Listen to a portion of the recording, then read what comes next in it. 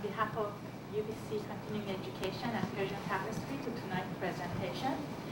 Due to the limited time to do justice, to hardly even touch the legacy of the visionary Persian poet Rumi tonight, I'm just going to escape any kind of formal info and go right to introduction of our guest speaker tonight. Please join me to welcome Dr. Mehdi Meshgini to our podium.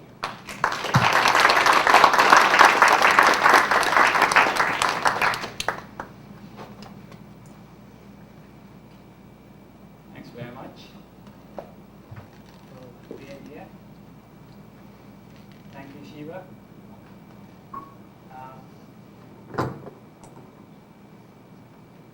Before I say anything about Rumi,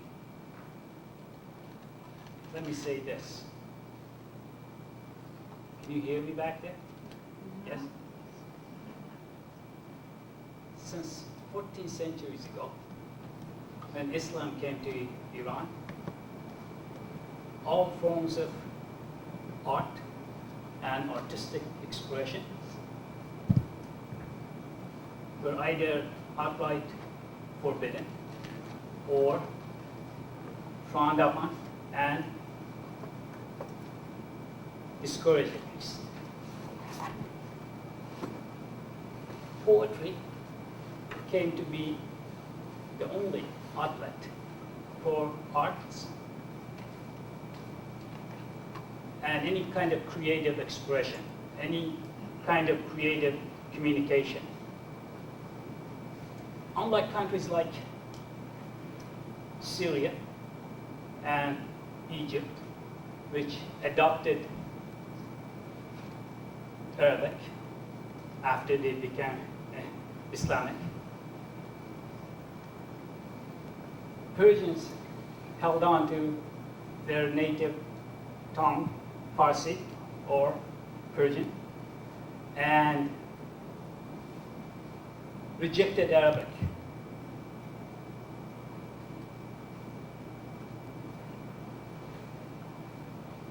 Persians they actually excelled in writing poetry, and for that reason, Persian-speaking countries, Tajikistan, Afghanistan, and Iran, can claim to have one of the biggest treasures of poetry anywhere in the world, in any language, any nation. Names like Ferdowsi, Omar Khayyam, Rumi, Nizami, Sa'di, Hafiz, these are not just household names in Iran anymore, or the other two Persian-speaking countries, but they are now recognizable names for all poetry lovers everywhere in the world.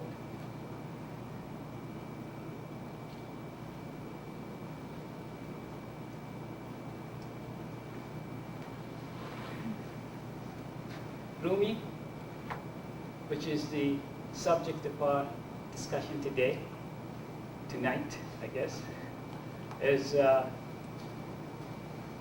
undisputed greatest mystic Persian poet.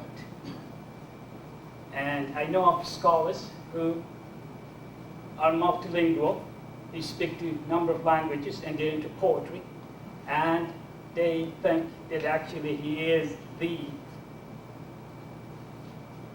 biggest mystic poet of any language and any time in history. Now, before I tell you why we like Rumi so much, Rumi and his work, what I'd like to do is to give you a short introduction into his biography. He was born in a city named Balkh which used to be in greater Khorasan province of old Iran, and now it's located in the northeastern part of Afghanistan. The year he was born is 1207, and as the destructive army of Mongols, Genghis Khan, were approaching Iran at that time, there was a mass exodus. People were leaving. The cities under attack. They were moving towards south and west, not unlike what has happened in the last 25 years. Rumi's father, Bahabalad, was a big-time preacher and teacher of Islamic studies in Balkh. He took his family and a large number of followers, and they headed towards west, eventually ending up in present-day Turkey. As they were moving towards Turkey, they stopped in city of Neshabur, home of Omar Khayyam. I think you all have heard of him. I hope you've all read him. There he met one of the most eminent Persian mystic poets, Attar. Again, my Persian audience definitely know him, and I'm sure you've read him. Attar was approaching 80. He was quite old, but lucky for Rumi, his father knew him, so they went and visited him. Attar actually took a liking to Rumi and gave him one of his books called Book of Mysteries, Asrar-Name, and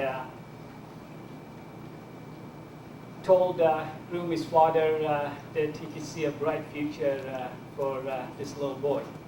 Rumi at the time was about 12, early teens, probably 12 or 13. And anyways, from there, from Neshabur, they moved to Baghdad. They went to pilgrimage of Mecca and visited a few other cities. Eventually, they ended up in a city named Larende, which is on the eastern part of present-day Turkey. There, at the age of 18, Rumi got married to a girl handpicked by his father, as the custom goes, I guess. And he named Ruhar Khatun. And eventually the family moved to a city named Konya, which is about 7-8 hours, I would say, bus drive from Istanbul. Eventually they went there and permanently settled there. When they arrived in Konya, they were well received, both by townspeople as well as by Sultan. A madrasa school was provided for Rumi's father, so he could continue with his normal teaching and preaching. A year after, he fell sick and passed on. And it's not quite clear whether it was by his father's will or by Sultan's order, or perhaps by general demand of his Bahabalad's father's followers. Rumi, at the time 24, was given the high chair of his father, and he continued with basically what his father doing, teaching Islamic laws and preaching interpretation of Quran, Hadith, discourses in general. A year after, one of Rumi's old teachers, when he was a boy in Balkh, and a good friend of his father, named Burhan Tarmadi, he had come from Bauhaus to join the group, only to find out that his old friend, Rumi's father, had died. He was at the same time, that was saddened, he was also happy to see that Rumi, his former student, and Baha'u'llah's son, actually is continuing with the same type of work. And he was quite impressed by the vast knowledge of Rumi's, what Sufis will call el-maqal, discourse skills, knowledge of discourse. You could see how well-versed he was in his everyday work. But he was quite discouraged to see that he was lacking what they call el-mahal, or spiritual experiences. So he encouraged Rumi to take time off from his teaching and go and get some spiritual experiences, you know. Get a bit enlightened, he told him, you know. Light up. And Rumi listened. He took time off. He went to Aleppo and Damascus, stayed there for a number of years, and came back eventually back to Konya, much wiser and much more enlightened than before. But soon he went on doing exactly what he was doing before, and everything is nice and quiet, nothing out of ordinary, till one day a meeting took place between him, and I'm sure most of you have heard this before, right? Between him and an old man, a 60 years old man, which Rumi had never seen before, named Shams Tabrizi. Rumi was 38 at the time.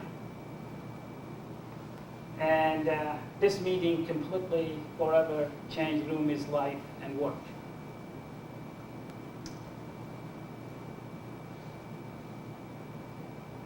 The number of versions is exactly how the meeting took place, and where they met, what sort of words were exchanged and all that.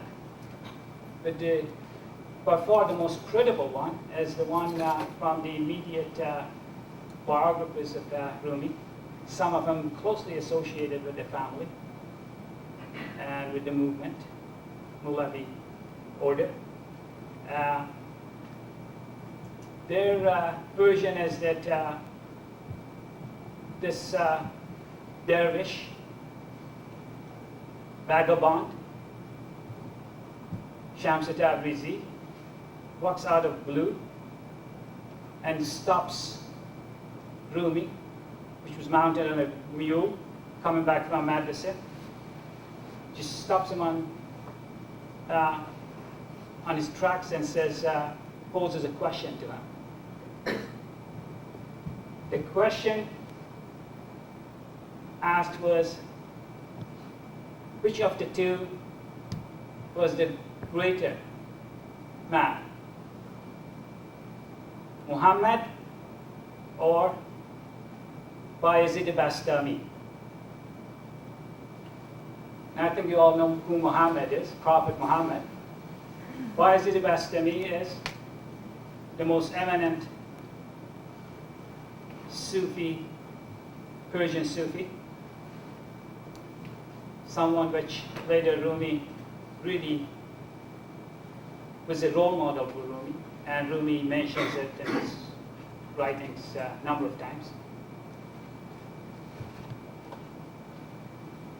You got to realize that here is Rumi, there are all these followers, there are a lot of people, and this man out of blue just walked to him and asked him a question, and that was his job. He had to answer all the questions. So a bit shocked, Rumi gathers himself up and he says, what kind of question is this?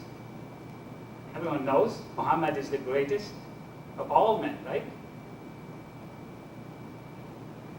The second question, the follow-up one by Shams Tabrizi, hits Rumi just like a ton of bricks. Just knocks the wind out of him. The second question was,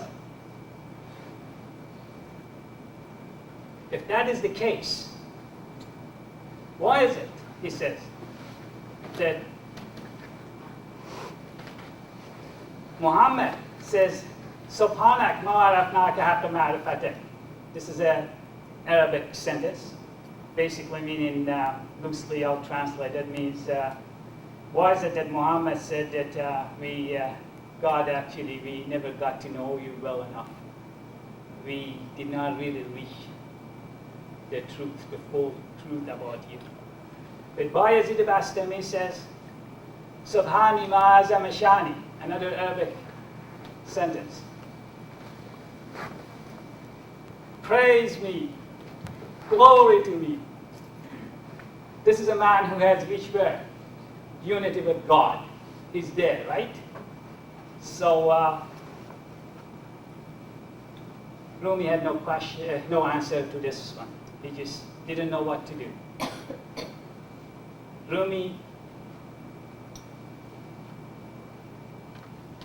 dismounts his mule, comes down, takes his hand, and he takes him to a madrasa. Now, Rumi got 3 very good biographers, all, as I said.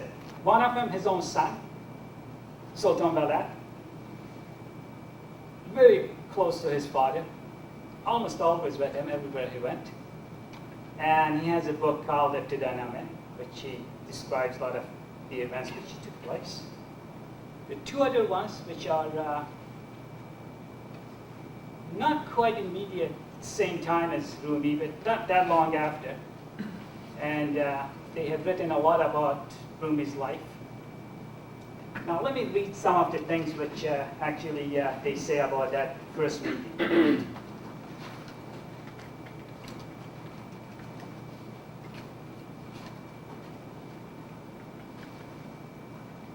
This is Aflaki. He has 2-volume books on Rumi. And anyone who really wants to know Rumi should read all 3 books, I think. Indeed, Rumi dismounted his mule, he took Shams's hand, and walking with him on foot, brought Shams to his madrasa, this school, where they retired into a chamber, and for 40 days did not allow a soul to enter. Some say for 3 months they did not leave the chamber.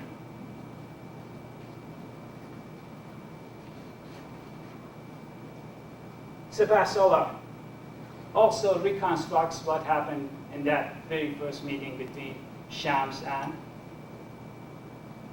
Rumi.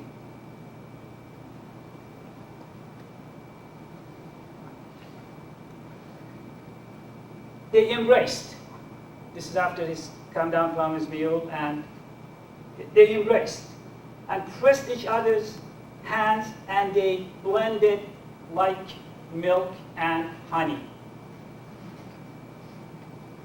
I wish Robert Bly was here. You know, he talks about male bonding. Iron John, anyone read that?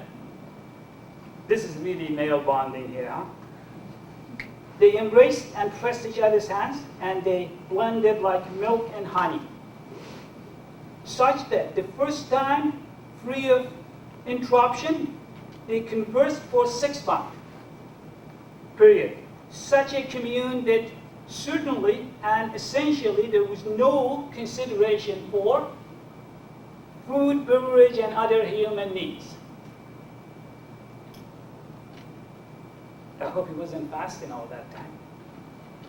After this, Shams encouraged His Highness, that means Rumi. They sometimes call him Khudavandigar. This is next to God, his master, sometimes they call him Highness, His Highness. After this, Shams encouraged His Highness, and this is important, Rumi, to sama, listening to blissful and rapturous music accompanied by an involuntary whirling and emotionally charged dancing.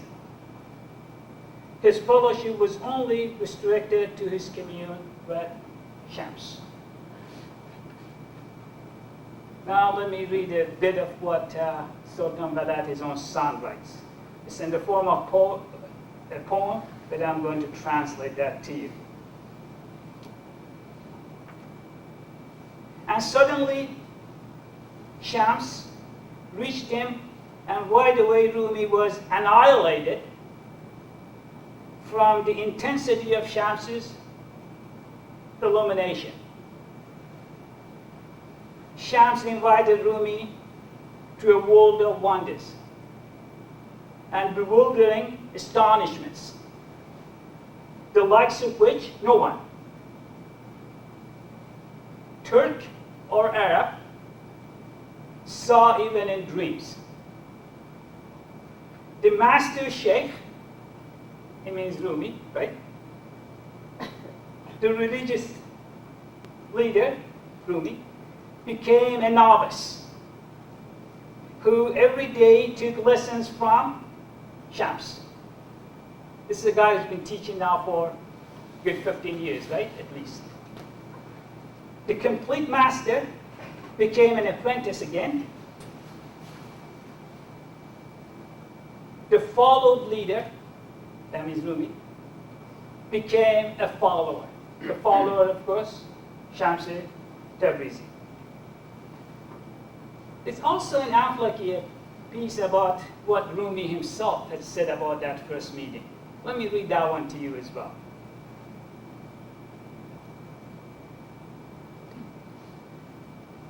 Rumi once stated that when Shams put the question to me, that's the second question, obviously, I felt that from the top of my skull, a window was opened and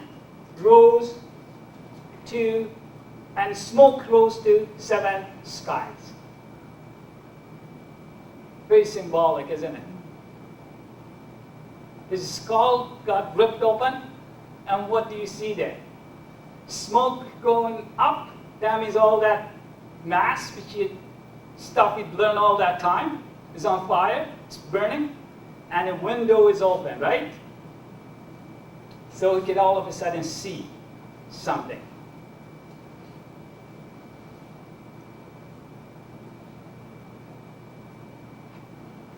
Shams actually became a sort of a godhead to Rumi. Whatever Shams said, Rumi would listen to. Whatever he told him to do, he would follow. If he told him to stop reading your own father's writings, something which Rumi had been extremely fond of, one of his favorite readings, according to his wife, is that he would stay up till wee hours in the morning reading his father's writings. Shams tells him, stop reading those things anymore. He drops him, never look at him again. He tells him, don't go to school, don't teach, don't preach. Rumi says, yes, sir. He stops teaching altogether. He does not go to school anymore. Shams tells them to listen to music and dance, perform sama. Shams says, wonderful. That's what I'm going to do.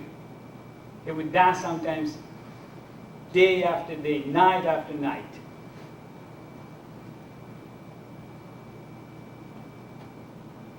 Let me read one of the poems in which he actually does call Shams his God. This is for Shams, he writes. my guru, and my master, my pain, and my painkiller.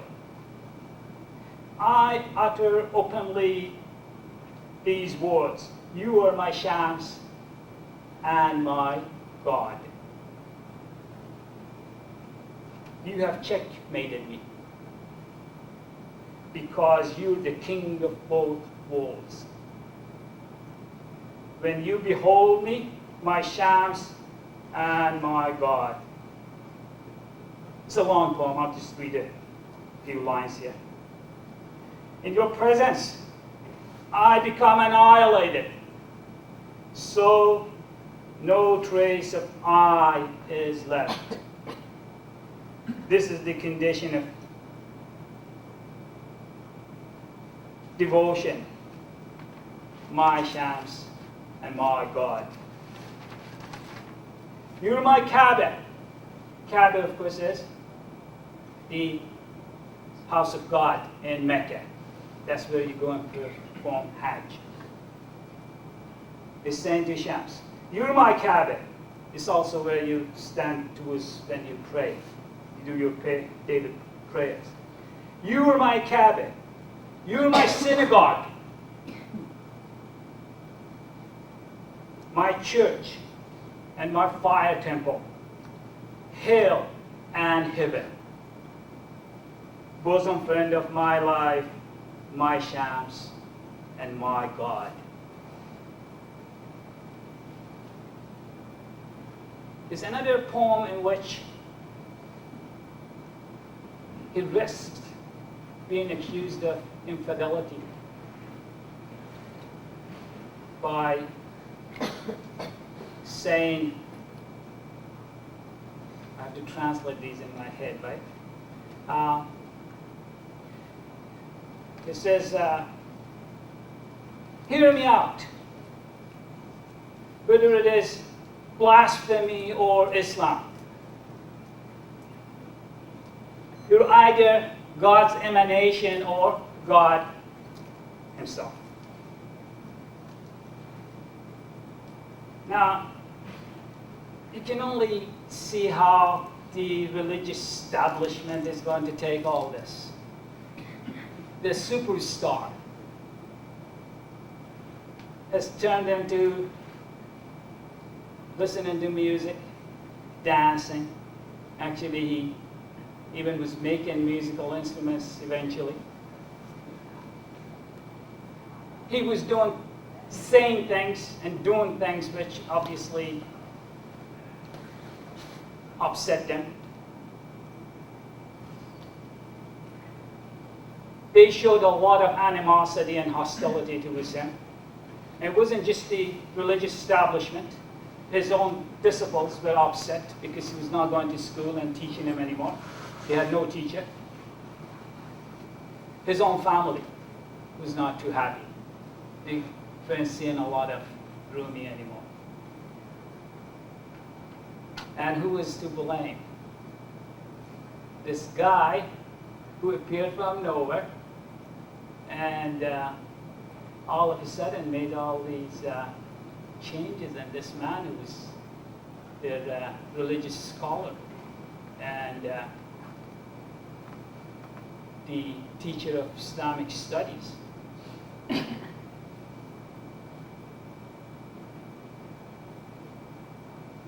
Eventually, Shams couldn't take it anymore because everyone was blaming him. Everyone was after him. So one night he just disappeared into thin air without saying a word, unceremoniously. He left Konya, and you can only conjure up how Rumi felt. His lifeline was cut off. He sent envoys everywhere trying to locate Shams. Eventually, a year after, he heard from reliable sources that Shams was in Damascus. So he immediately sends his son, his favorite son, oldest son, Sultan Walad, and 20 of his loyal followers to go and fetch him. He says, go and do everything you can, anything you can. You just have to bring him back to me. And I had another poem here where he actually gives that to them, if I could find it, where he says, oh yeah, right there. He says, if he tells you that I'm going to come, but he doesn't come with you, remember, he's lying. He's trying to trick you. So he gives them the poem. Go forth, my comrades. Draw along our beloved. At last bring to me the fugitive idol. But sweet melodies and golden pretexts draw to the house that moon sweet of presence. And if he promises, I will come in another moment, all his promises are but cunning to deceive you. When in blessedness and joy my darling enters, he's visualizing, they've gone, they've seen him, they sit and talking. When in blessedness and joy my darling enters, sit you down and behold the marvels of God. It's long, and I think I'll just leave it at that. So eventually, after the group would reach there, Damascus, find him, read some of the poems that actually Rumi had sent, especially pleading basically in those poems. Again, I won't have time to read some of them, but he basically pleads, begs Shams to come back, and a lot of arm twisting from the company. Reluctantly, Shams decides to go back to Kanya. So again, you can see that Rumi for a while is a happy, jolly man. But soon all those oppositions which he was there before, this time becomes even a lot more organized than before. And people start calling Shams a sorcerer. They call Rumi a madman. They try to drag him to court of Sharia. And in short, they really eventually, it becomes so bad that everyone is after Shams's blood again. Now, for a second time, Shams disappears. The two versions of what exactly happened. One says that a group of 7 people, one of them Rumi's second son, who never liked Shams from day one, unlike the other one. They were in hiding, waiting for Shams to leave Rumi's quarters, and dark, late at night, they attacked him and he stabbed him to death. There was a big scream. By the time they went out to find out what had happened, all they could find was a few drops of blood, no sign of the attackers and no sign of Shams. The other version is that he just, like the first time, he disappeared and he never returned to Konya. That simple.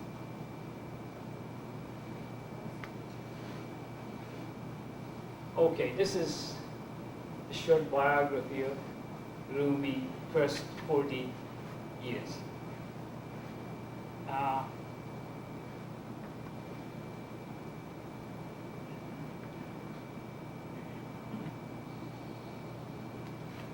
Rumi, being the man he was, he actually turned the loss into gain, into something positive. So what did he do? He turned into poetry. And what I would like to do next is to talk about Rumi's work. Now,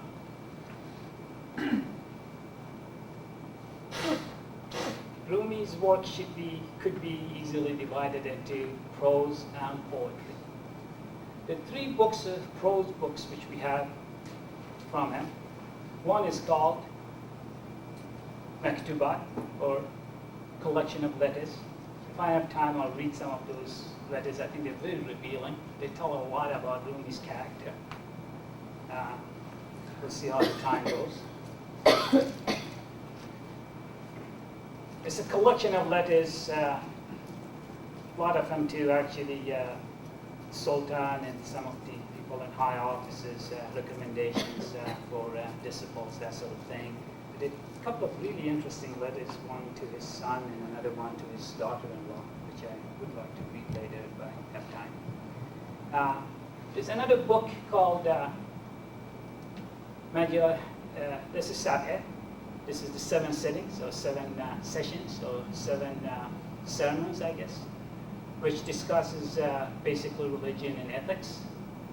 And then there is his famous book, Fihe Mafia.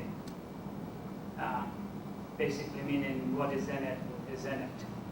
As his discourses, collection of his discourses. I don't think he ever really meant to publish those things. The language is extremely simple. You could tell that he was just talking to basically ordinary, everyday people, mostly uneducated. And so the language is very unsophisticated, unlike his poetry, especially his lyric poetry. And again, if I have time, I'd like to read a few short paragraphs from that book later. But you know what has made Rumi famous, of course, is his poetic work. And that, again, I think we should separate into 2 parts.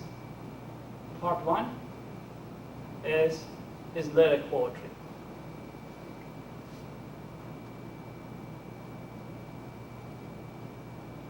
Something in order of 40 to 50,000 verses. Extremely refined poetry, highly charged, very emotional, lovely, lovely poetry, which you could read over and over and over and you'll never get tired of it. That's what I'm going to do with you tonight. I'm going to read all this to you. These are his lyric poetry. It's called Diwan-e-Shams, okay? There are more of them. I'm going to ask Shiva to lock the door. You see that? I was just kidding. She's doing it, actually. I don't know.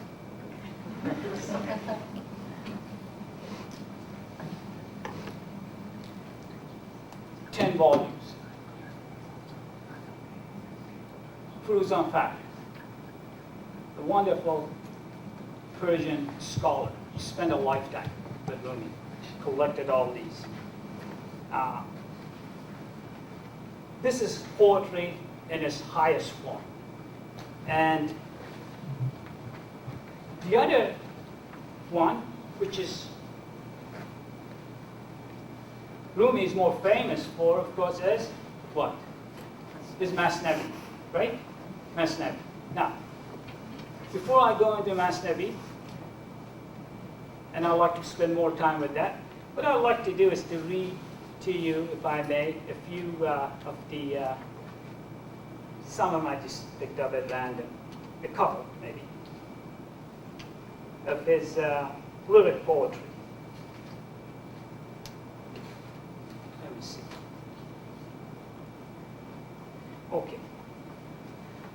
first one is,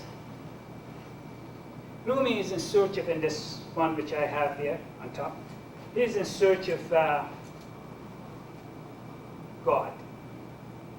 He goes everywhere. He goes to normal places, all those holy places, sacred places. The cross, right? Christian cross. He goes to Zoroastrian temple, fire temple, right? And he goes to, guess where? Kaaba in Mecca. That's the holiest place in Islam. He even goes to science. I'll read the name. I'm sure most of you already know him, Ibn Sina. Ibn Sina, he represents science. He is the greatest Persian scientist ever. Top-notch medical doctor as well as all-around scientist, chemist, physicist, whatever. And guess where do you think he finds God finally? Exactly. Thank you. Me and you should get together sometime. I like that. He finds it right in here. Now, listen to these. Before I read this, let me just quote a little bit of William Blake here. He says, "You are a man. God is no more." You know William Blake, British poet. He says, "You are a man. God is no more. Your humanity, learn to adore." Now listen to Rumi. "I was that day when the names were not." Only God was then at that time, right? When the names were not, supposedly. But he's saying, "I was on that day when the names were not, nor any sign of existence endowed but name. By me, names and name were brought to view. On the day when there was not I and we. Cross and Christian. From end to end I surveyed. He was not on the cross. I went to the idol temple, to ancient pagoda. No trace was visible there. I went to the mountain of Herat and Kandahar, cities in, of course, Afghanistan, present-day Afghanistan. I went to the mountains of Herat and Kandahar. I looked. He was not in that hill and dale.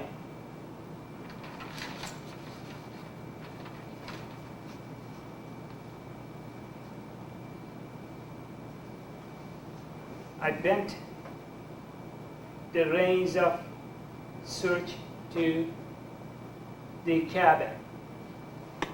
He was not in that resort of old and young.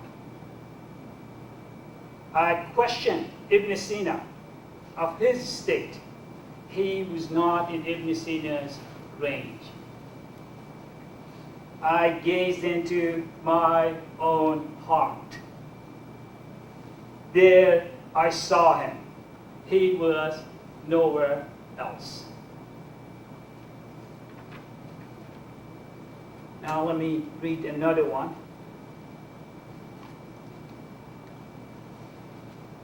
This one about love. I'm glad I could have picked up hundreds of love poems. You've got to realize that love is the center of gravity of his life and his work. Everything is love to him, right? And it's the fuel which actually gets him going. It's the fuel which lifts his spirit. And the more love poems there than you could find anywhere else. Reason I think I picked up this one is people sometimes come to me and ask me, what does Rumi mean by love? So in this one, he actually sort of defines it. But please, there's a lot more to this, to his concept of love. than you see here in this poem. We really need a number of lectures on that one and a few books like this maybe. So, this is love, to fly heavenward, to rend every instant 100 veils. O heart, I said, may it bless thee to have entered the circle of lovers, to look beyond the range of the eye, to penetrate the windings of the bosom. From where did this breath come to thee, O my soul? From where this throbbing, O my heart? O bird, speak the language of birds. You've got to realize that there's a lot of Sufi terminology here. For example, when you say bird, you really mean language of bird. You're talking about their own jargon, terminology, that sort of thing. So there's really a lot more into these poems than meet the eye, okay? Just very quickly reading this, having no time to really do much with it. O bird, speak the language of birds. I can understand thy hidden meaning. The soul answered, I was in the divine factory while the house of water and clay was a bacon. I was flying away from the material workshop while the workshop was being created. When I could resist no more, they dragged me to mold me into a shape like a ball. One more. Okay, this next one, only Rumi can talk like this and get away with it. I wouldn't do it. I don't think anyone else does. He is, let me just read it to you. I won't give you any background on this one. What is to be done, O Muslims? For I do not recognize myself. I am neither Christian, nor Jew, no Gab, no Muslim. Gab is, the word itself means Zoroastrian, and eventually it has come to mean any infidel, agnostic, atheist, you name it. What is to be done, O Muslim? For I do not recognize myself. I'm neither Christian, nor Jew, nor Gab, nor Muslim. I'm not of the east, nor of the west, nor of the land, nor of the sea. I'm not of earth, nor of water, nor of air, nor of fire. I'm not of India, nor of China, nor of Bulgaria, nor of Saxon. I'm not of kingdom of Iraqi, nor of country of Khorasan. I'm not of this world, nor of the next, nor of paradise, nor of hell. I'm not of Adam, nor of Eve, nor of Eden, nor of Rizwan. My place is placeless. My trace is traceless. It is neither body nor soul. For I belong to the soul of the beloved. I have put duality away. I have seen the two worlds are one. When I seek, when I know, when I see, when I call. Here's the first, here's the last, here's the outward, here's the inward. If once in this world I win a moment with thee, I will trample on both worlds. I will dance in triumph forever. Oh, Shams Tabrizi, I'm so drunken in this world that except of drunkenness and revelry, I have no tale to tell. I have no tale to tell.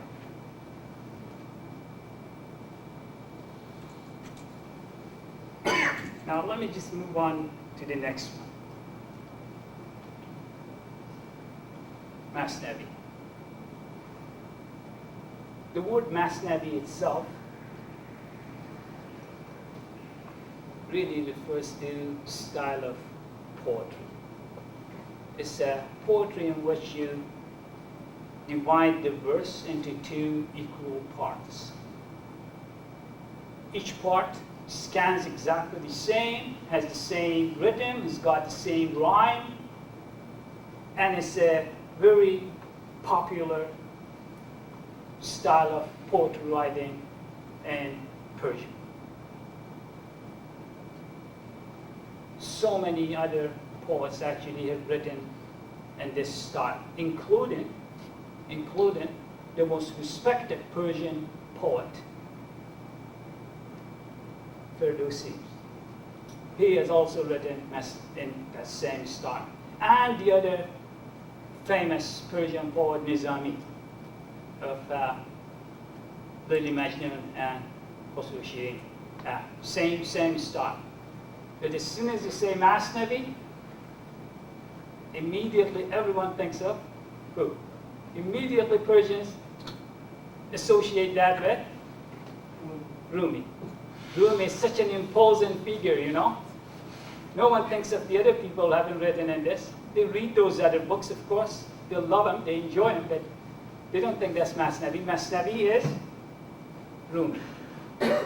Now, in Masnavi, Rumi uses every possible tool at his disposal. As soon as you get tired, let me know, I'll stop.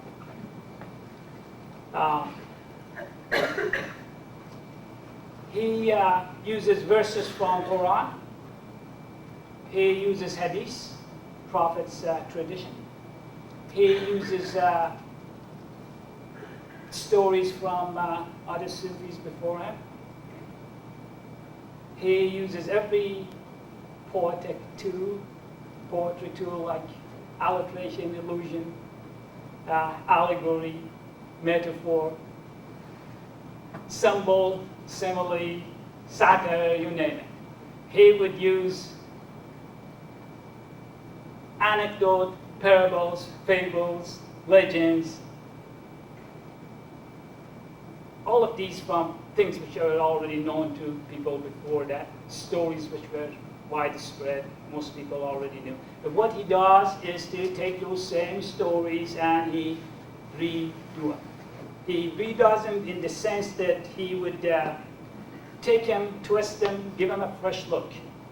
By the time he finishes with them, they're really his own.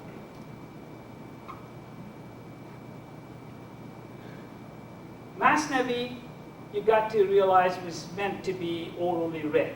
So it is really written in the general public.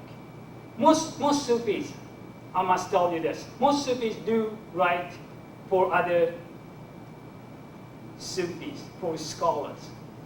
So, like Ibn Arabi, another very famous Sufi, of course.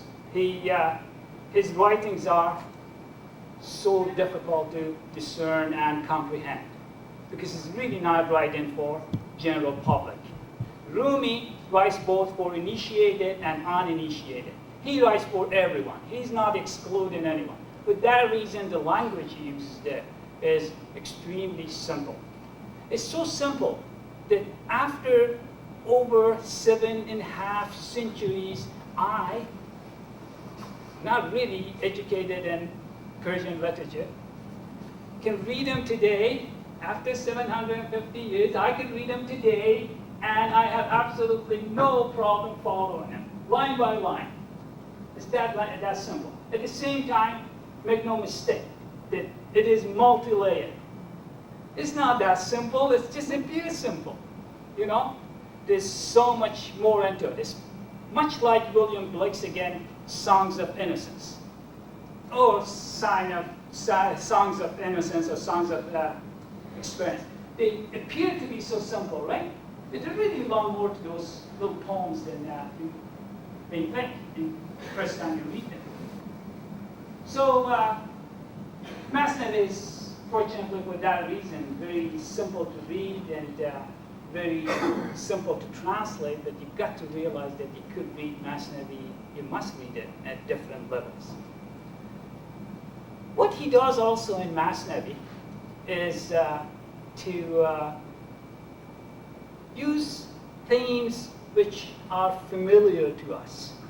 These are things which we could identify with, like love, loss, passion, compassion, war, peace, war, poverty, bigotry, tolerance, you name it. He uses all these things.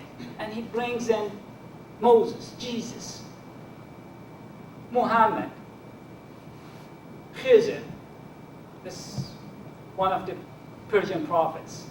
He's supposed to be one of the Eternals. Sufis like Hallaj, like Bayezid Bastami. He'll bring everyone. But all that he does, he has only one purpose. He uses all those things as a means to an end. His end is always one thing, and that is to expand our horizon, to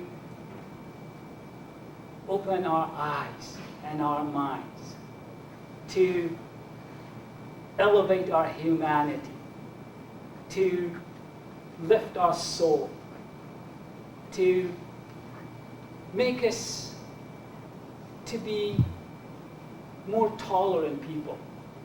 Religious tolerance is one of the things he always teaches.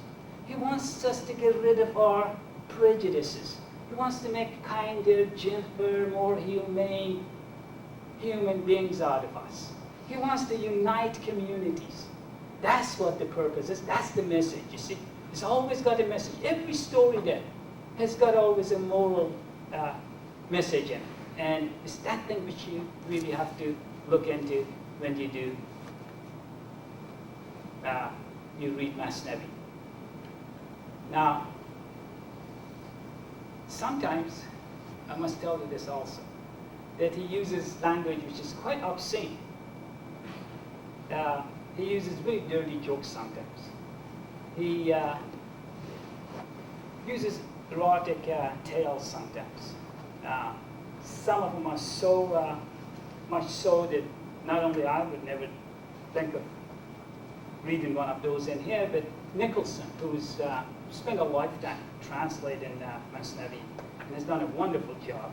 That's the book you want to read, really, if you're reading it in English. He actually does not translate some of the things in some of those stories, you know.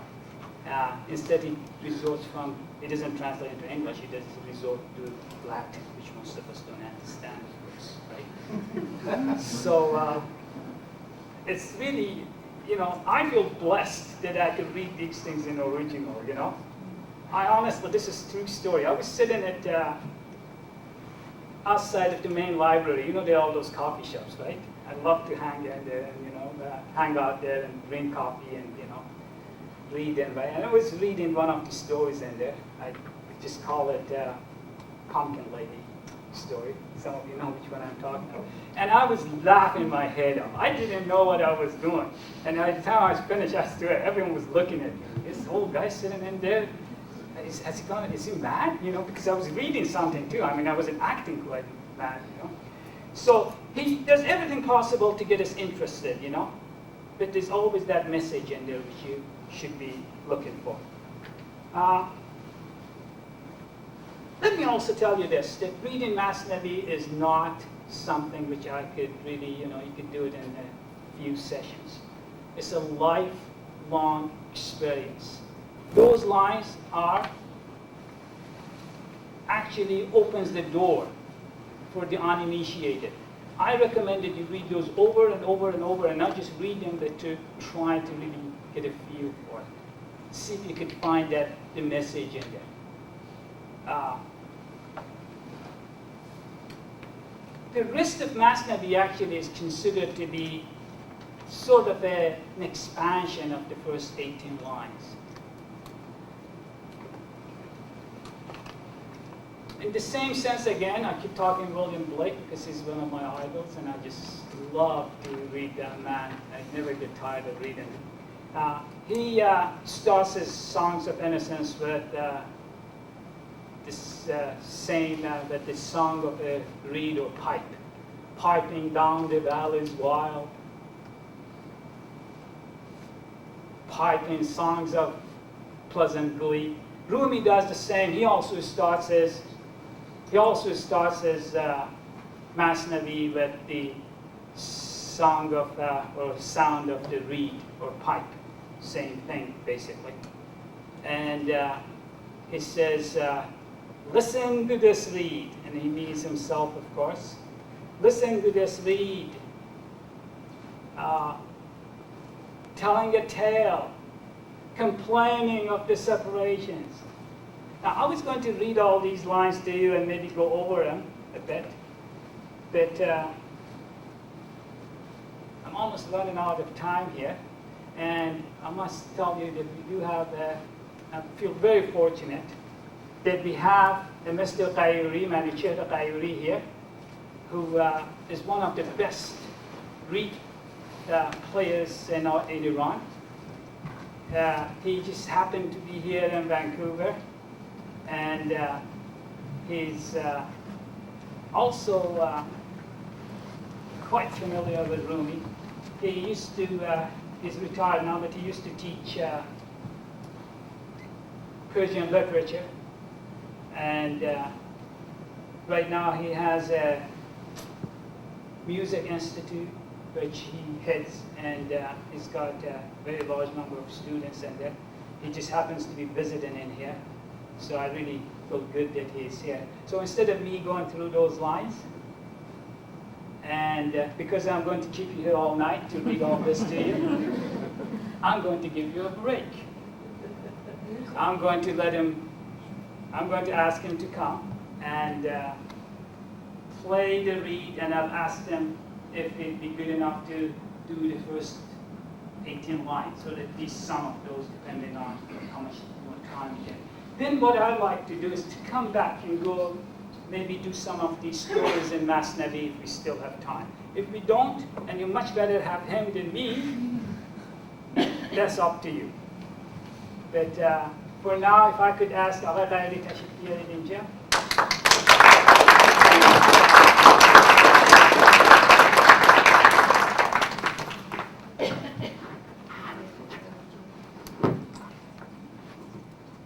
خیلی افتخار میکنم امشب I'm very honored to be here tonight.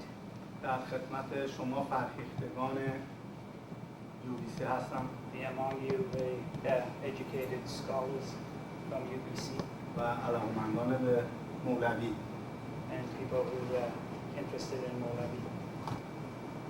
چون شدی عطشان بحر معنوی، اون تفرج در تمام مثنوی.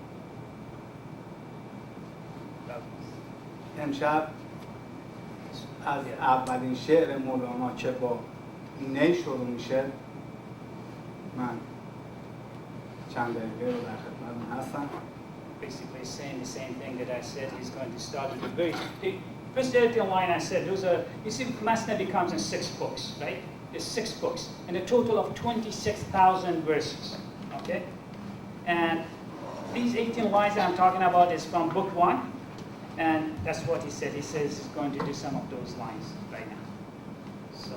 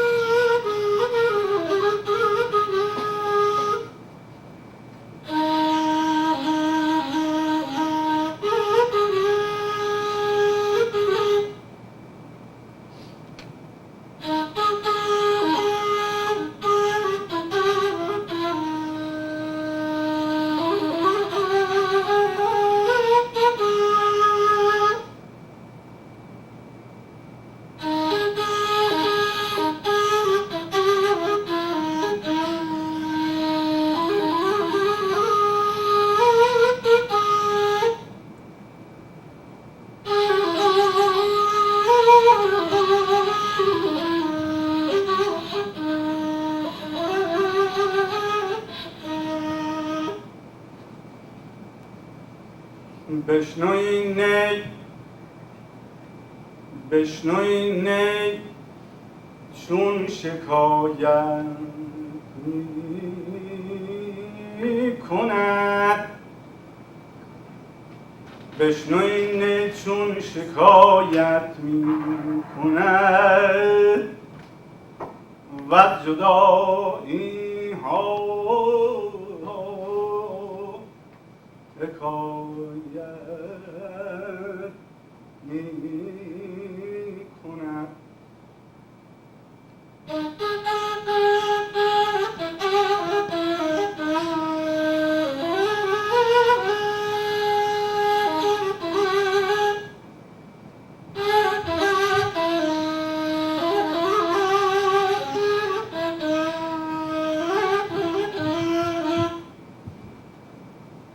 که از نیستان تا مرا ببریدند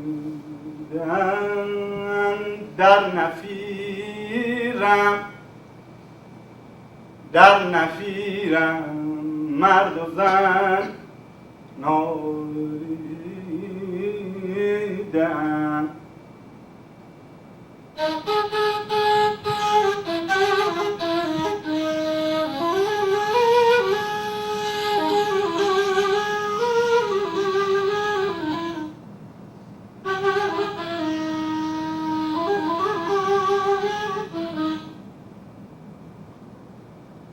سینه خواهم شرح از فراق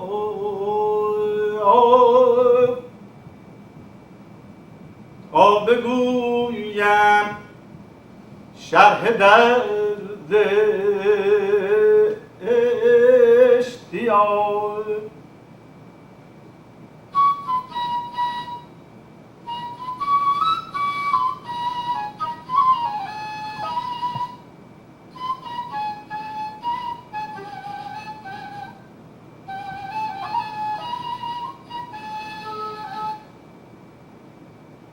هر کسی کو دور ماند از اصل خویش باز جوید روزگار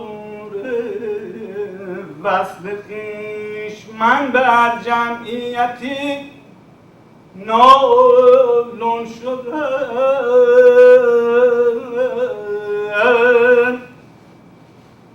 جفت بدحالان خوش حالان شدم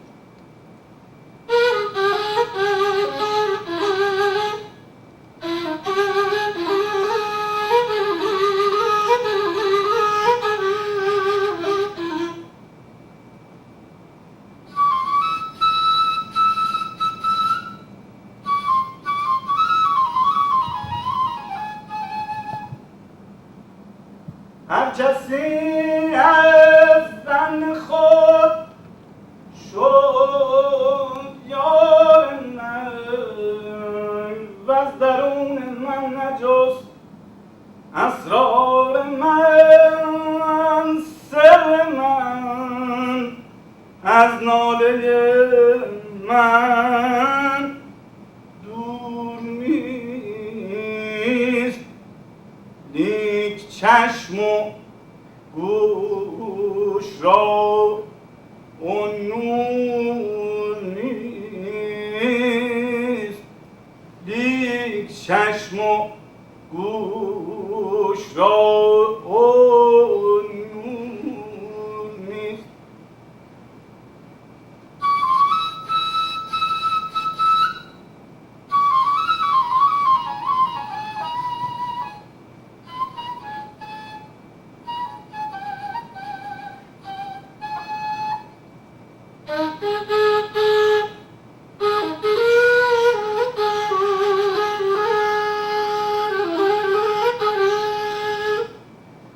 من ز جان تن ز جان و جز ز تن مستور نیست، لیک کس را دیده جز دستور نیست.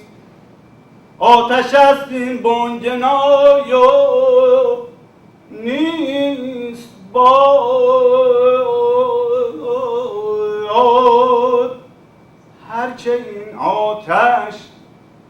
هرچه این آتش ندارد نیست باد.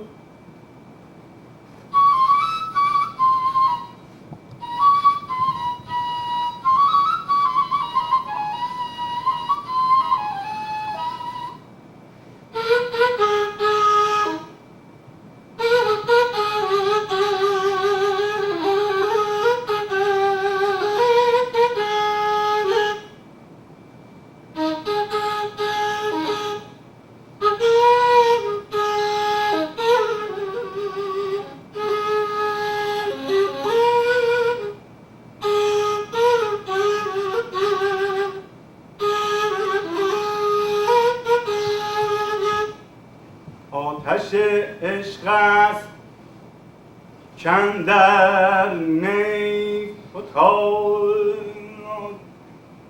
جوشش عشق است کاندر نی فتاد. نی حریف هرچه از یاری برید، پرده هایش پرده های مادری، همچون زهری و تریاق که دید، همچون دمساز و مشک که دید.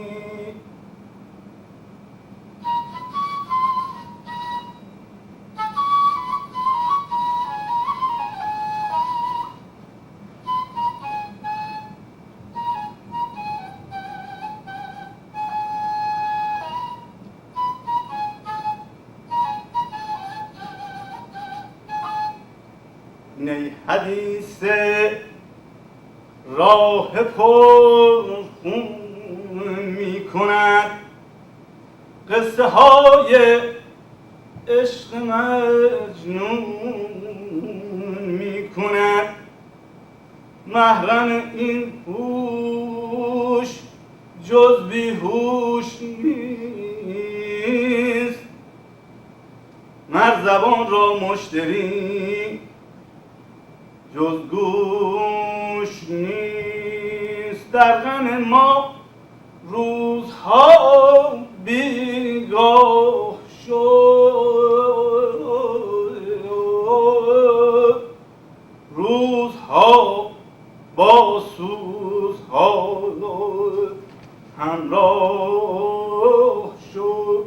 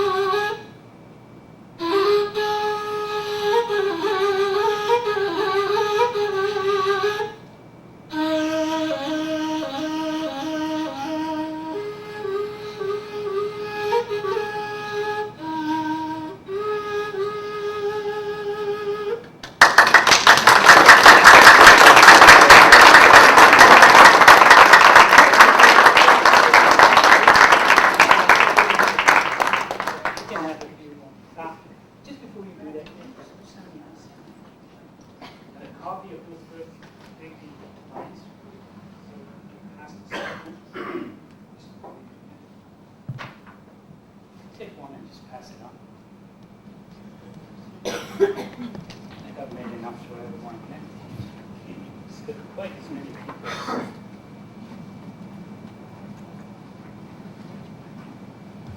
This is the English translation of what he's doing in Persian, of course. These are the lines he's usually doing. So please do use your imagination as he's doing that in Persian. Is that, yeah? Yeah, thank you. Wow.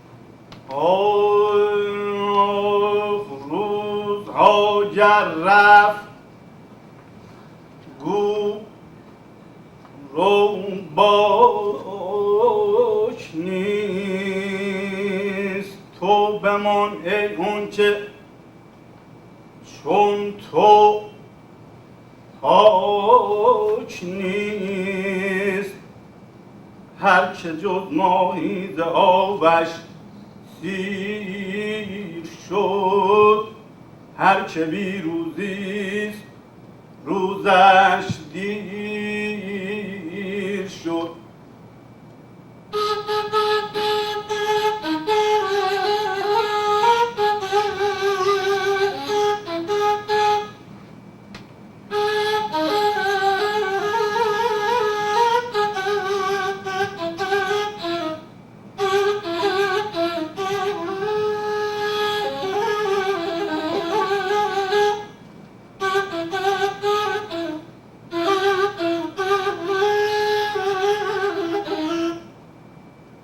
در نیابد حال پخته هیچ خال پس سخن کوتاه باید و سلام بند بگسل باش و آزاده ای پسر چند باشی بند سیم و بند زر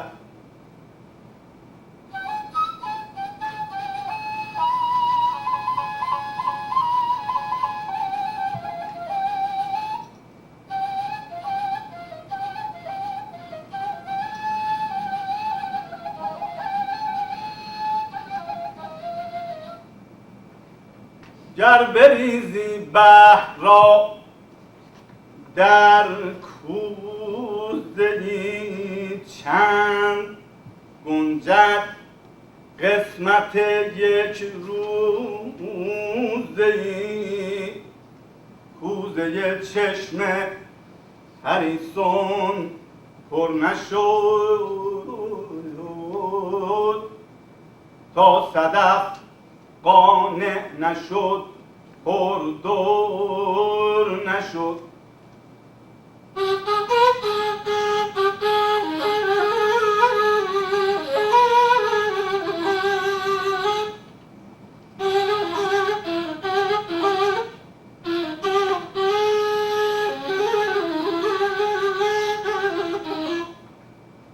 شاد باشه عشق خوش سوگند دوای ای طبیب جمله علتهای ما، ای دوای نخوت و ناموس ما، ای تو افلاطون جالینوس ما.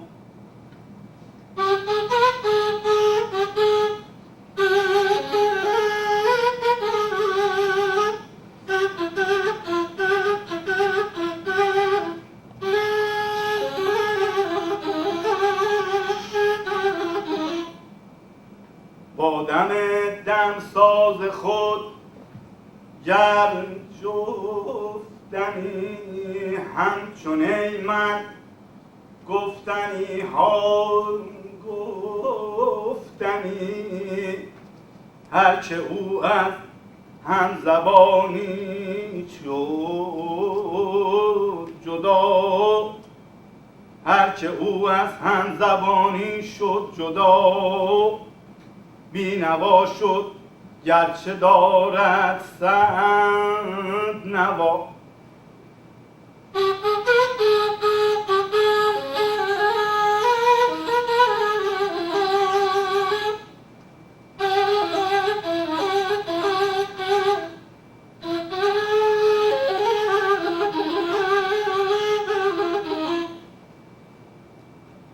چون که گل رفت و گلستان در گذشت، نشنویدی گر ز بلبل سر گذشت. جمله معشوق است و عاشق پرده، زنده معشوق است و عاشق مرده. چون نباشد عشق را پروای او، چون نباشد عشق را پروای او، او چو مرغی ماند بی پر وای او، او چو مرغی ماند بی پر وای او.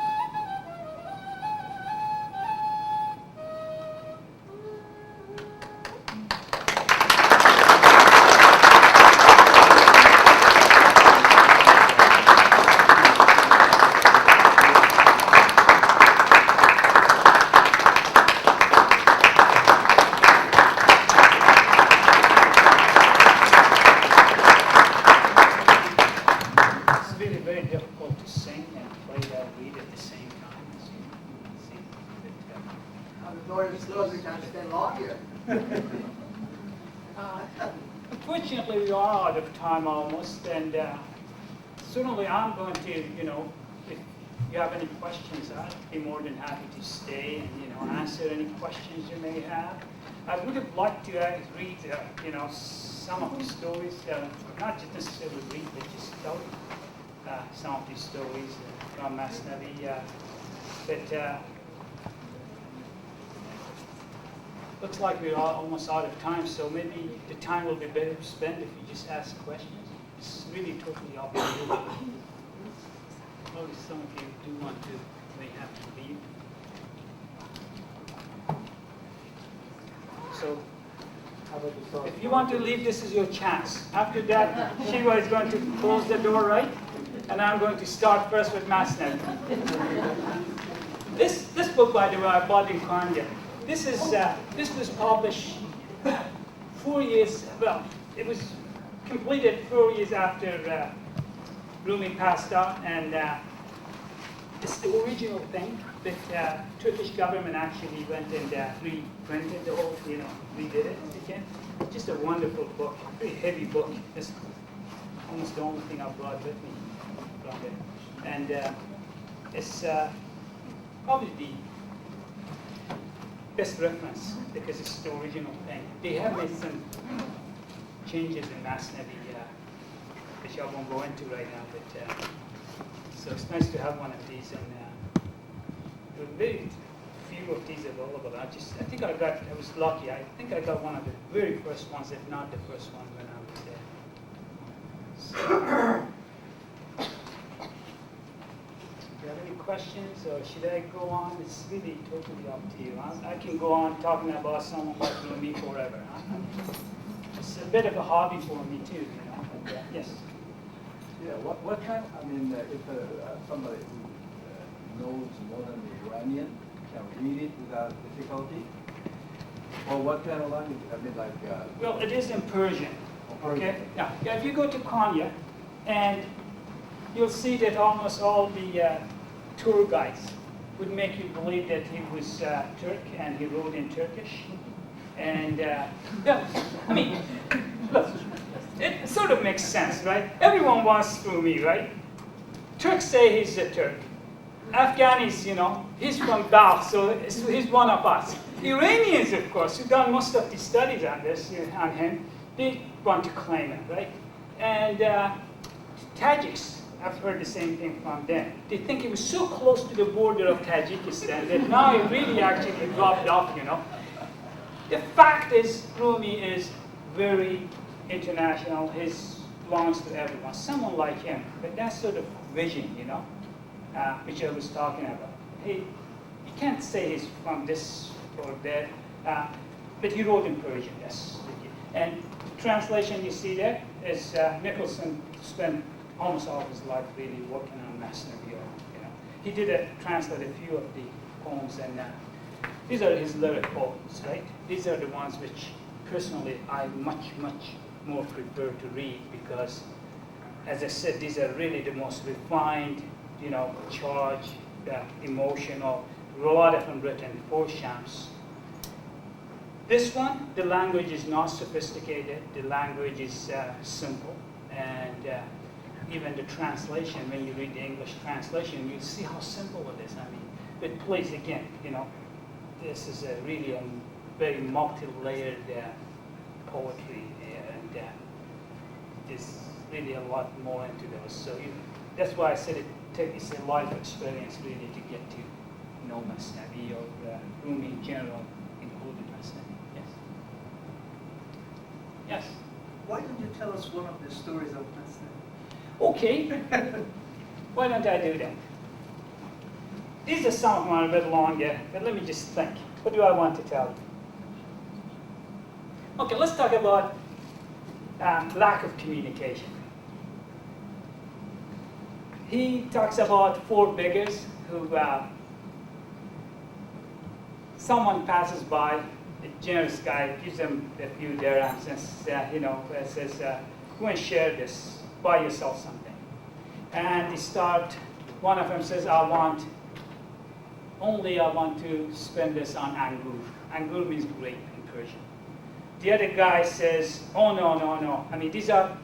The 4 beggars are, one is Greek, one is Turk, one is Persian, and the other one is Arab. So the Persian one says, I want angur. Angur is grape in Persian. The Arab guy says, no, I want anab. He keeps saying anab. And Greek guy gets saying, no, it's stafil. That's Greek word for grape also. And the Turk says, no, I want uzum. I know a bit of Turkish, not enough. Uzum is a grape. So they started really fighting, blooding each other, you know. And then it says, only if they could communicate. I'll give you another short one, since you asked, Hamid. There's a circus has come to town, and from India, and they brought an elephant with them. It's one of the best known ones, actually. And the elephant is in this den, and it's a dark night, and people have heard about this wonderful animal they've never seen before. So probably this is in Turkey, where they don't have elephant. So they sneak in, they want to know what is this animal, you know, how is it going to, you know, how does it look like? So one guy goes and touches his ear, says, oh, I know what an elephant looks like. He screams, it looks like a fan, the big ear, right? The other one touches the leg, says, no, an elephant is like a pillar. One touches his back, says, oh no, it's just a flat bed, etc., right? So every one of them has an opinion as how an elephant looks like. And again, Rumi says, only if there was a candlelight, so they can see. You know, partial knowledge is really worse than not having any knowledge, right? Because you go around and say, oh yeah, I've seen an elephant, you know, that's how it looks like.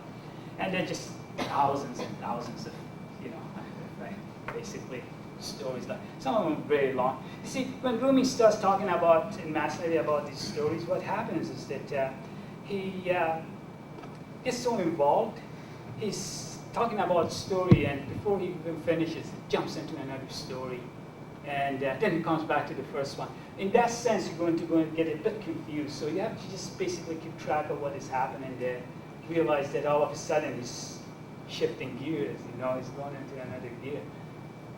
But otherwise, I think it's a very simple book to read. But as I said, you know, it is always a message in there. He just wants to make sure that, you know, we make this planet a better place to live. That's what it is. So anything else?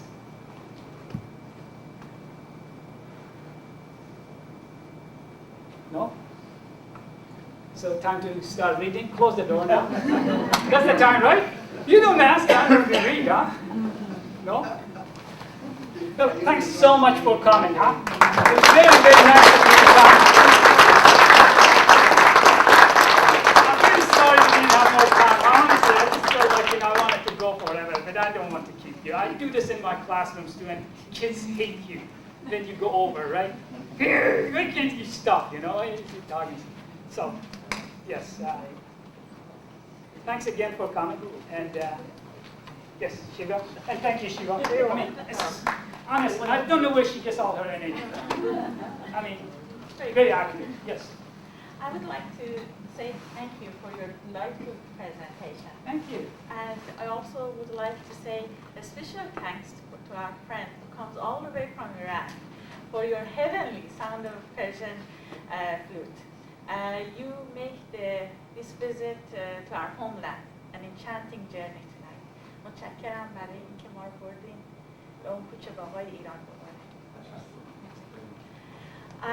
I also would like to remind you that next week we're going to do the second part of the Persia Silent Legacy, and that's the multimedia presentation and a feast for your eyes by Dr. Kaveh Farouk. So don't miss that, and I would like to see you all here. And also would like to remind you, tomorrow night also there's going to be a panel discussion right over here in UBC Downtown Square. It will start at 7 o'clock, and it's called Afghanistan Now. And it's a dialogue. It features a panel of experts, Shahraz Kayyumi on psychological trauma, Dr. Kayyumi on healthcare, and Dr. Brian Job, director of the Center of UBC International Center on security and reconstruction.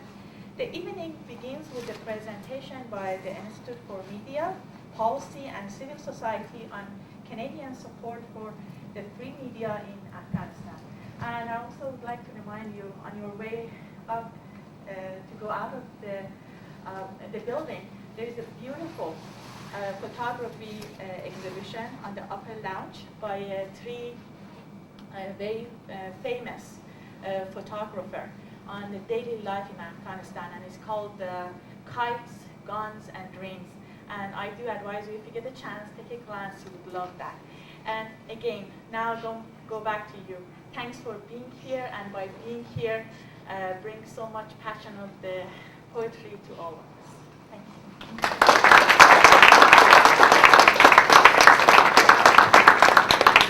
And whoever would like to ask more questions from Dr. Meshgini or want to discuss some issue, we will be here.